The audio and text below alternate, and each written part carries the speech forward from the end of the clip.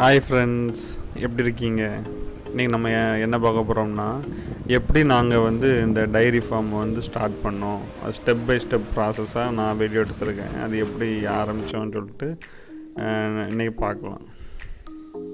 இப்போ நாங்கள் இந்த இடம் வாங்கும்போது இது இப்படி தான் இருந்துச்சு.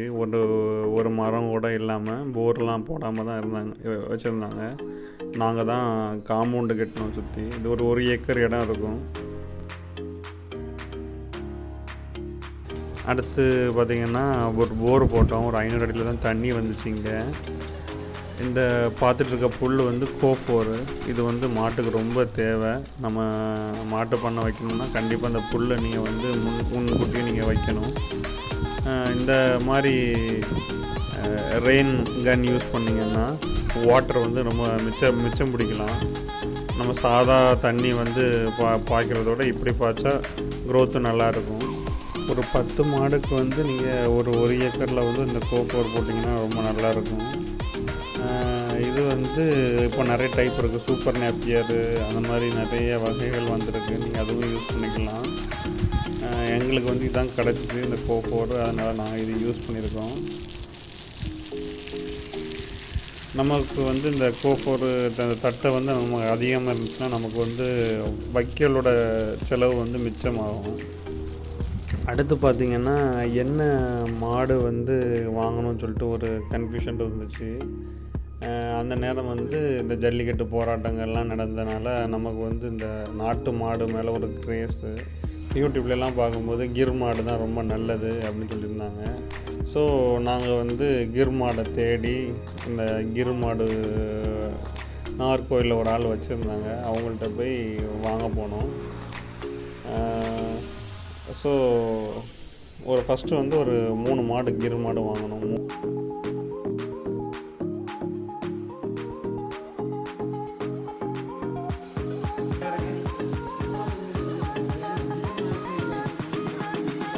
நாங்கள் எடுத்திருந்த முடிவு வந்து தவறான முடிவு.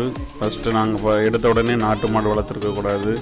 ஃபஸ்ட்டு நாங்கள் கலப்பின மாடுகள் வளர்த்துட்டு அதுக்கப்புறம் நாட்டு மாடு வளர்த்துருந்துருக்கணும். நாங்கள் அதில் என்ன கஷ்டப்பட்டோன்னு சொல்லிட்டு பாருங்கள்.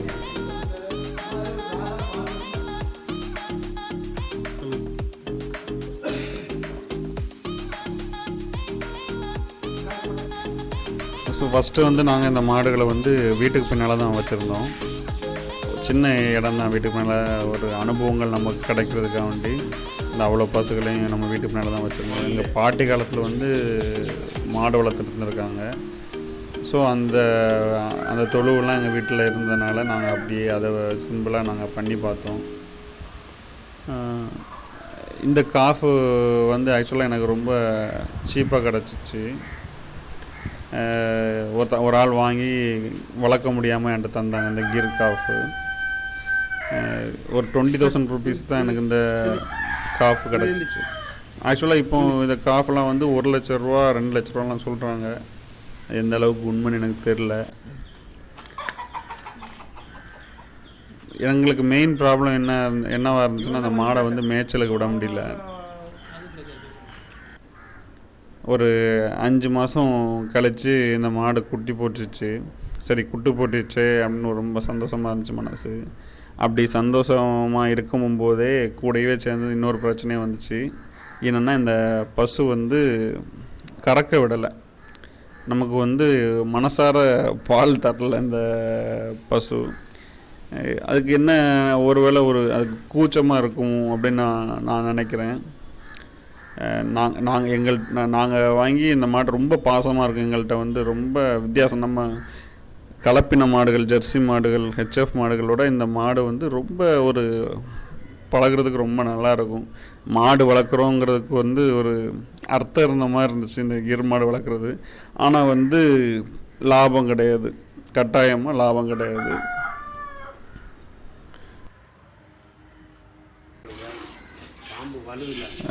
இந்த பசுவில் நாங்கள் எப்படி பால் கறந்தோன்னு சொல்லிட்டு பாருங்கள்.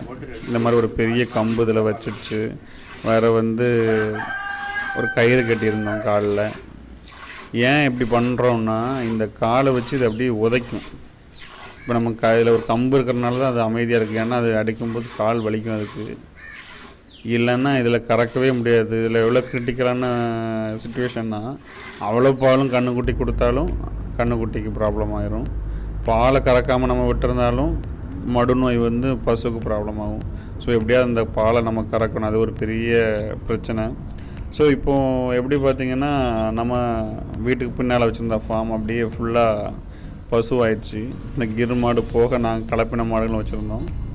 ஆனால் எங்களுக்கு அது ரொம்ப கன்ஜஸ்டடாக இருந்தனால நம்ம ஃபார்ம்லேயே நாங்கள் ஒரு டெவலப் பண்ணியிருக்கோம். அங்கே தான் நம்ம போயிட்டுருக்கோம். ஸோ நம்ம ஃபார்ம் எப்படி இருக்குன்னு பார்த்துக்கோங்க. இதான் நம்ம புது டைரி ஃபார்ம். நம்ம வந்து அமுல் ஃபீடு சப்ளை பண்ணுறோம். கன்னியாகுமரி, திருநெல்வேலி மாவட்டம் 2 மாவட்டத்துக்கு நாங்கள் சப்ளை பண்ணுறோம். நம்ம ஏன் அமுல் குச்சி புண்ணாக்கு நாங்கள் சூஸ் பண்ணோம்னா, இந்தியாவிலேயே பெஸ்ட்டு டைரி கம்பெனின்னா அது அமுல் தான். நீங்கள் வந்து அந்த ஐஸ்கிரீம் சாப்பிடும்போதே உங்களுக்கு டிஃப்ரென்ஸ் தெரியும். அமுலோட ஐஸ்கிரீம் எப்படி இருக்குது, மற்ற ஐஸ்கிரீம் எப்படி இருக்குது, கண்டிப்பாக வந்து நான் ஃபீல் பண்ணியிருக்கேன். அதே போல் நீங்களும் ஃபீல் பண்ணி பாருங்கள். ரெண்டு ஐஸ்கிரீம், அமுல் ஐஸ்கிரீமும் வேறு ஒரு கம்பெனி ஐஸ்கிரீமை சாப்பிட்டு பாருங்கள். இது வந்து மில்கில் செஞ்ச ஐஸ்கிரீம் மாதிரி இருக்கும், மற்ற ஐஸ்கிரீம் மாதிரி இருக்காது. அதே போல் தான் அந்த ஃபீட்லேயுமே குவாலிட்டியாக இருக்கும். மற்ற ஃபீடுகள் போடும்போது செனை பிடிக்காமல் போகிற ப்ராப்ளங்கள், இந்த மாதிரி நிறைய ப்ராப்ளங்கள் இருக்குது. பட் அமுல் ஃபீடு போடும்போது எங்கள் பசு நல்லா இருக்குது. எங்களுக்கு ஒரு ப்ராப்ளம் இல்லை அமுல் ஃபீடு. அதனால் நாங்களும் என்ன செய்கிறோன்னா, மற்ற பக்கத்தில் உள்ள ஃபார்ம்களுக்கு வந்து சப்ளை பண்ணுறோம். நம்ம ஃபார்ம் எங்கே இருக்குன்னா, சங்கனாபுரம் அப்படின்னு சொல்லுவாங்க. 5 கிராமம் பக்கத்தில், கன்னியாகுமரியிலேருந்து ஒரு 14 கிலோமீட்டர்ஸ் தூரத்தில் இருக்குது. ஸோ இதான் நம்மளோட புது ஃபார்ம் பாருங்கள். நிறைய நான் அந்த வீட்டுக்கு பின்னால் நம்ம மாடு வளர்க்கும் போது நிறைய ஃபார்ம் போய் பார்ப்பேன், எப்படி நம்ம பண்ண அமைக்கணும். அப்போது பார்த்து ஒன்றையும் ஒரு ஃபார்ம்லேயும் ஒரு ப்ராப்ளங்கள் சொல்லுவாங்க. இப்படி நாங்கள் அமைச்சிருந்தா நல்லா இருந்திருக்கும். ஒரு மிஸ்டேக்கெல்லாம் ரெக்டிஃபை பண்ணி எங்களுக்கு தெரிஞ்ச மாதிரி சிம்பிளாக நாங்கள் வந்து இந்த ஃபார்ம் அமைச்சிருக்கோம். நம்ம ஃபார்மில் வந்து 2 கறவைக்காரங்க ஒர்க் பண்ணுறாங்க. இங்கே வந்து கொஞ்சம் ஃபஸ்ட்டு வந்து நாட்டு கோழி வளர்த்துட்டு இருந்தோம், கருங்கோழி. ஆனால் கருங்கோழியில் என்ன ப்ராப்ளம்னா, அதுக்கு பசுக்கு வச்சுருக்க தண்ணியில் போய் அது உட்காந்துருது. அதில் வந்து அதை அசிங்கமாக்கிறது. அதனால் என்ன ஆகுது, அதில் உள்ள அந்த ஃபெதர்ஸ்லாம் வந்து அந்த மாடு வயிற்றுக்குள்ளே பேரக்கூடாதுன்னு சொல்லிட்டு நாங்கள் வந்து அதை அவாய்ட் பண்ணிட்டோம். அந்த கோழியெல்லாம் வீட்டுக்கு கொண்டு வந்துட்டோம். இப்போ வீட்டில் தான் இருக்குது அந்த கோழியெல்லாம். இப்போ நம்ம ஃபார்மில் வந்து 2 கறவைக்காரங்க ஒர்க் பண்ணுறாங்க. வேறு பால் சப்ளை பண்ணுறதுக்கு ஒருத்தவங்க ஒர்க் பண்ணுறாங்க. இது எல்லாத்தையும் மெயின்டைன் பண்ணுறவங்க ஒரு மேனேஜ் பண்ணுறவங்க ஒருத்தவங்க இருக்காங்க. எங்களுக்கு ஒரு என்ன சந்தோஷம்னா, ஒரு 4 பேருக்கு இதிலேருந்து ஒரு வாழ்வாதாரம் இருக்குது. அவங்களுக்கு வந்து நம்ம ஒரு ஆப்பர்ச்சுனிட்டி கொடுத்துருக்கோம், ஒரு ஜாப் ஆப்பர்ச்சுனிட்டி கொடுத்துருக்கோங்கிறது வந்து எங்களுக்கு ஒரு சந்தோஷம்.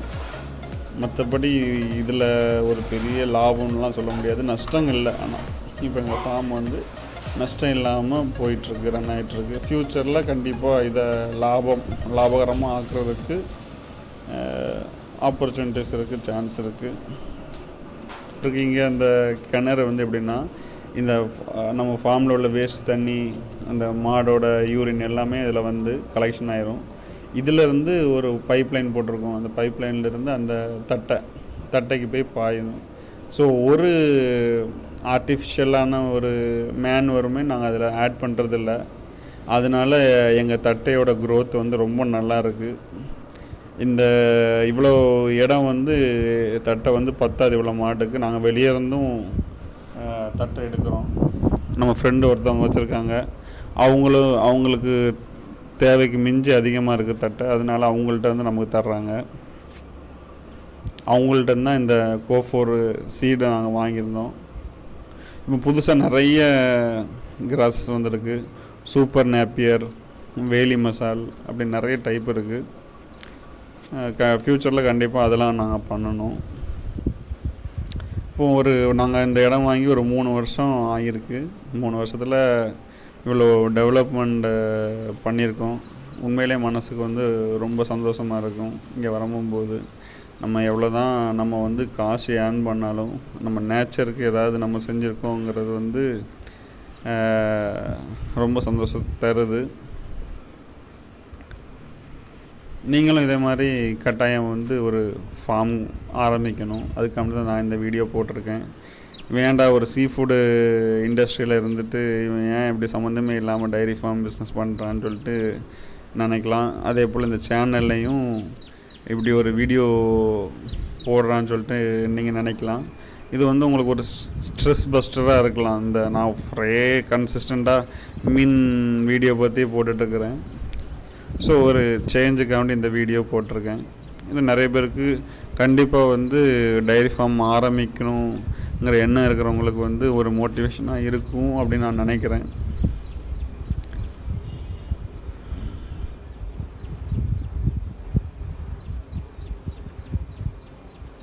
கன்னியாகுமரி, திருநெல்வேலி மாவட்டங்களில் இருக்கிற விவசாய நண்பர்கள் உங்களுக்கு வந்து மாட்டுத் தீவனம் வேணும்னா கட்டாயம் நம்மளை காண்டாக்ட் பண்ணுங்கள்.